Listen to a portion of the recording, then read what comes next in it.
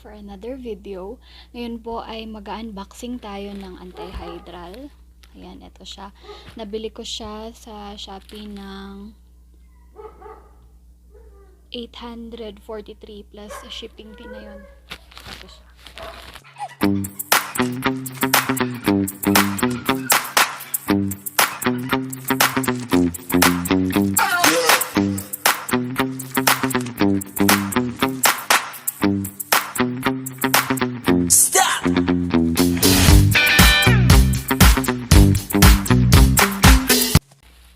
Yan, so ito po siya.